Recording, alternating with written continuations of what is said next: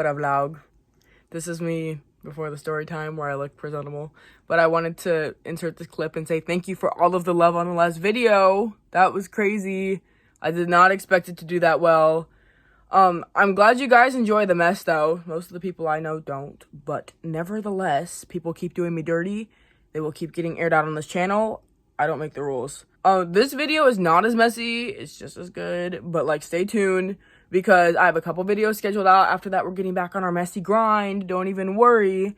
So stick around. A lot more to come. And enjoy this next story time. I will see you in like 0.5 of a second with makeup on.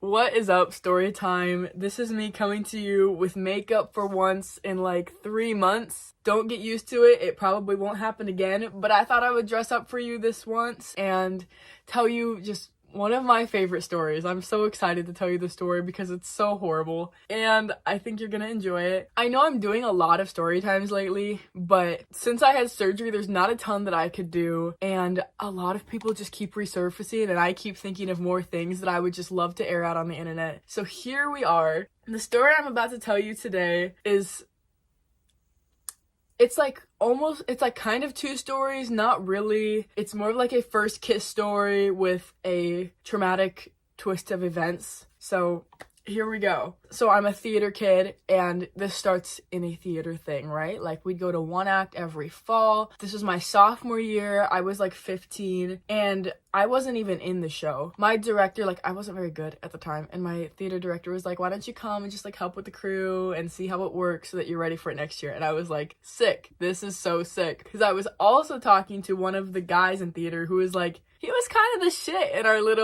little Class C theater program. Let's call him David. I was talking to David and it was just like, I'm like, man, we're gonna go on this trip and it's gonna be sick. Like, it was like a couple hours away just to go to each competition. And a couple days before the first competition, David asked me to come over to his house and hang out for a bit. He was like, yeah, like I'll drive you home. Like, it'll just be like a fun night after the competition. And I was like, let's go! Let's go! Like, I was so pumped. I was like, I got my man. I got to go to this thing that like not a lot of underclassmen got to go to. So I was just so excited. And then, okay, we're not even there yet. I'm getting embarrassed before anything even happened yet. We get to this competition and Bo was like low-key following me around and like kind of clingy, but we're not even together yet. At 15, I love that shit. I was like, my friends, I really don't think a lot of them believed me when I told them that we were like gonna go out. And so I was like, fuck you, fuck you, fuck you. I told you. I was feeling pretty good. And we get to the first show. Depending on like what order we were in the competition, we would watch either like all the people before us or all the people after us, right? We were almost last. And so we had like a lot of shows to sit through. And I remember my friends being mad because I went and sat with him and his friends. This is the start of my downfall. That's a different story. And so every time the lights would go down and they would start for another production, he would like put his arm up and put it around me. And every time the lights would come up, he like fully extended his arms. Like he's, I don't know, like going for a fucking... Okay, my camera just died. We're back. My camera died 3 minutes into this. This is how this is gonna go, but it's okay. That was the entire day of doing that, of doing this and this and this and this. And me being 15, I'm like, oh, he really likes me. This is so cute. I don't even know. We finished the competition and we go back to the school and then he drives me supposedly back to his house. But we make a pit stop at the fireworks parking lot across the streets for one specific reason. So flashback to during the competition. During one of the productions, he whispers to me, he's like, I really want to kiss you right now. And I said, you won't. And he didn't. So we pull up in the fireworks parking lot and here I am. I'm like, oh, my mom has my location. She's gonna think we're hooking up and I'm gonna be in so much trouble. Nevertheless, I did it anyways. And we pull up in this parking lot and he's like, do you remember what I said earlier? And me being a dumb bitch, I'm like, no. I'm thinking, I'm like, oh my god, he's gonna kiss me. And at this point, I had never kissed anybody before. I'm like, you can tell bro was nervous. And he's like, kind of like hesitating and like not chicken necking it, but like, if you know what I mean. And then he turns on the radio, and the first station to come on is like solely mariachi music. And we both look at it, shrug, look back, and he kisses me, and it is the I'm sorry, David, if you're watching. I'm sorry. I don't know. Bro wants me dead by now anyway, so it's fine. It is the, like, coldest, wettest, sloppiest kiss you could think of. I'm sorry. I'm sorry, Mom. I'm sorry, everybody that has to hear this. Like, this is gross, but, like... Ugh! And bro kissed me with tongue the first time, and it's like, that has no relevance to the story. I just need you to know, because it's been weighing on my chest, and I don't think that's normal. I mean, I was like low-key being like, this is kind of the shit because he's an upperclassman and he's into me, but I was also like, I don't really like this. I don't really like it. And so I don't tell him that, and we just keep kissing, and it's kind of wanted it to be over. So then we go back to his house. And like, I'm sure you can like imagine the rest. Nothing super eventful happens except for him just being like, yeah, like, we're dating now. He didn't ask me to be his girlfriend. He told me that we were dating now.